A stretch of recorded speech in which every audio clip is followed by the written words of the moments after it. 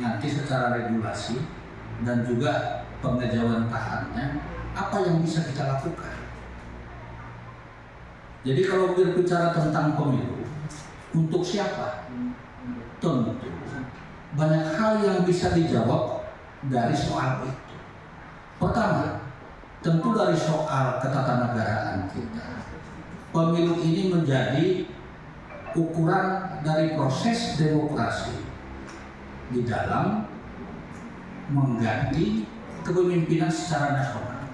Artinya suksesi kepemimpinan dari nasional sampai daerah perlu ada mekanisme yang harus dibangun dalam perundang-undangan di dalam proses itu.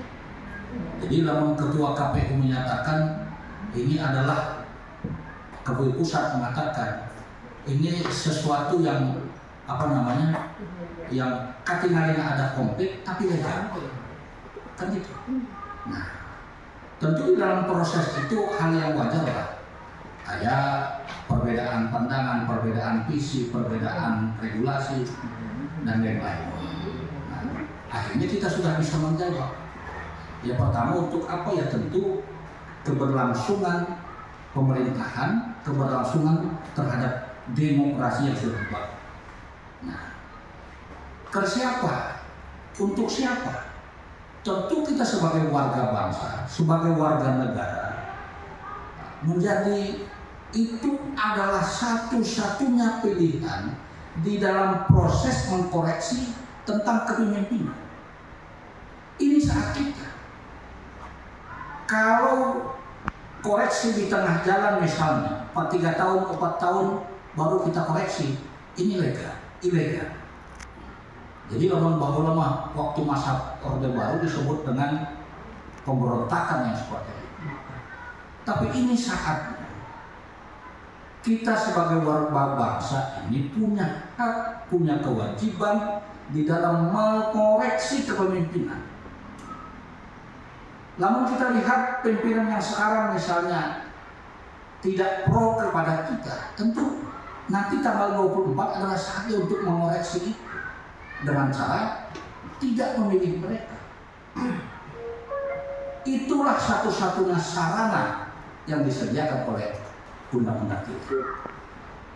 Titik permasalahan dari tingkat periwan di KPPS. Dan ini sebagai ungkapan saja, sebagai masukan saja tentunya, agar kita semua lebih berhati-hati pada saat merekrut anggota KPPS. Pertama tentang integritas dan totalitas tentunya, karena pengalaman 2019 mereka cukup kewalahan dan kelelahan pada saat menyelesaikan salinan berita acara, sehingga apa yang mereka tulis seharusnya angka 1 atau angka 2 dan berubah.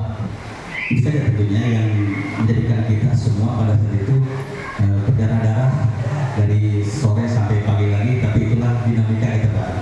Alhamdulillah kita semua kuat dan kita juga melaporkan ke DKPP, ke MK, dan alhamdulillah kita semua masih selamat, tidak ada temuan untuk dapur khususnya untuk dapur 7 pada umumnya. Terutama untuk kita semua. Selanjutnya tentang integritas ataupun pelaku penyelenggaraan, kalau saya bervisi begini 2024 ini kita sama-sama selaku penyelenggara juga, pertama totalitas, loyalitas, dan jangan lupa visitas.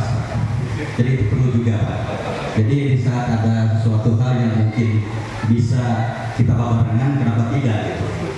Karena saya yakin Pak, ini bermula kalau bicara dengan money politik ya, kita bicara ke bawah aja. Jadi itu bohongan Pak, bohongan di pimpinan, bohongan masyarakat di bohongan.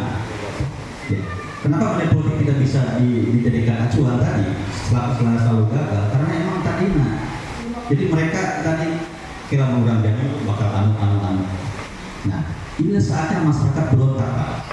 Jadi ayat bahasa irahadi kurang bohongan salah. Ya, jadi kita jangan salahkan mereka Pak. Ya, kita jangan salahkan masyarakat karena masyarakat itu semua mencari waktu kejadian gitu. Ya, jadi kalau nggak Pak Anwas dan penyelenggara juga harus lebih hati-hati di saat ada temuan. Lihatlah irahadi masyarakat kurang kebagian, ini usulan yang benar. Irahadi yang massa. Itu KPU hanya meminta tempat lapang ya sebenarnya.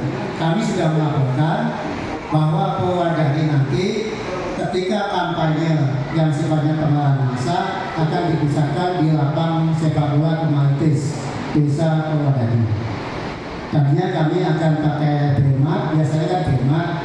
Kemarin dari kepala desanya katanya mau ada perbaikan dan sebagainya di lapang Bremat, sehingga tidak diizinkan ya karena mau ada renovasi dan sebagainya ya lapangnya, sehingga kami alihkan ke lapang Kemalitis. Itu Pak Pamlas ya.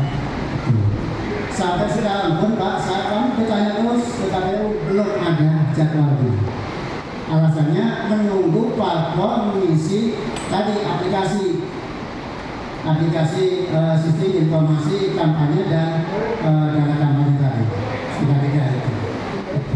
Itu masalah.